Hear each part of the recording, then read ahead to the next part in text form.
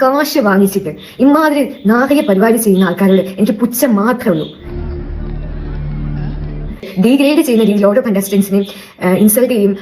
അർഹിക്കുന്നവർക്ക് കിട്ടാതെ ആ കപ്പ് വേറെ കൈകളിലേക്ക് പോകുന്ന കാണുമ്പോൾ ഇൻജസ്റ്റിസ് ആയിട്ട് തോന്നുന്നുണ്ട്. ഒരു കുശുംബിനെ റിയാക്ട് ചെയ്യാനാണ് നമ്മൾ പോണത്. ഇന്ന് നമുക്ക് ഇവിടെ തന്നെ കൂടാ. ഇത്രയും കുശുമ്പുള്ള സാധനത്തിന് ഞാൻ എന്റെ ജീവിതത്തിൽ കണ്ടിട്ട് ഞാനും കണ്ടിട്ടില്ല. അപാരം തന്നെ തൊലിക്കട്ടി സമ്മതിച്ചു കൊടുക്കണം. അത് തനിക്ക് എപ്പോഴാണ് മനസ്സിലായത്? ഇപ്പോഴേ മനസ്സിലായുള്ളൂ. കാണ്ടാമൃഗം തോറ്റുപോകും. സത്യം, ഇവറ്റകള് ബിഗ് ബോസിൽ നിന്ന് ഇറങ്ങിയിട്ട് ഇതുവരെ എയറിന്ന് താഴോട്ട് ഇറങ്ങിയിട്ടില്ല. അങ്ങനെ പൊക്കോണ്ടിരിക്കുകയാണ്. അതിനുള്ള അവസരം അവര് തന്നെ ഉണ്ടാക്കിക്കൊണ്ടിരിക്കും. എന്തരാണെന്ന് അറിഞ്ഞൂടാ. മുഖത്ത് നിറച്ച് വിനയം വാരിത്തേച്ച് വച്ചാലും ഇടയ്ക്കിടയ്ക്ക് ഉള്ളിക്കിടക്കണ ഫ്രാഡുകൾ പുറത്തോട്ട് തള്ളി തള്ളിക്കാറ് വെളുപ്പിച്ചോണ്ടിരിക്കുകയാണ്. വെളുപ്പിച്ചിട്ട് അത് വെളുക്കണില്ല. ഇപ്പോഴും കറുത്ത് തന്നെ ഇരിക്കണം. അനുമോള് വിന്നറായി. അനുമോക്ക് ലക്ഷങ്ങൾ കിട്ടി, കാറ് കിട്ടി. സഹിക്കാത്തത് കൊണ്ടാണ് ഇതിങ്ങനെയൊക്കെ കാണിക്കണേ. സത്യമാണെങ്കിലും എനിക്ക് അംഗീകരിച്ചു കൊടുക്കാൻ പറ്റുമോ?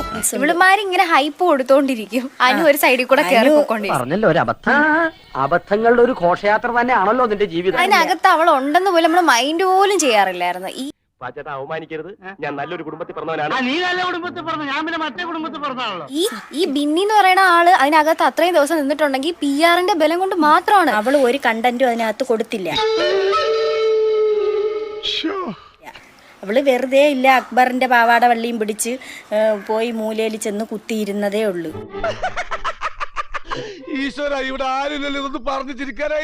നേരെ ഒന്ന് പ്രതികരിക്കുകയില്ല. നൂഹ നൂഹ നൂഹ എന്നുള്ള വിളി മാത്രമുണ്ട്.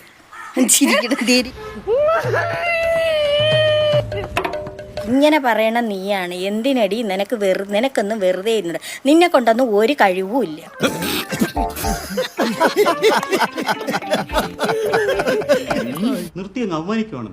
അണ്ണാക്കി കിട്ടിയിട്ടുണ്ടെങ്കിൽ അതിന് 100% ഉത്തരവാദിത്വം സ്വയം ഏറ്റെടുക്കേണ്ടതാണ്. കാരണം നിങ്ങളൊക്കെ കാണിച്ചു കൂട്ടിയ തെണ്ടിത്തരത്തിന് നിങ്ങൾ തന്നെ അനുഭവിക്കണം. കാരണം ചേട്ടാ അപമാനിച്ചേ ഞാൻ പോയിക്കോട്ടെ.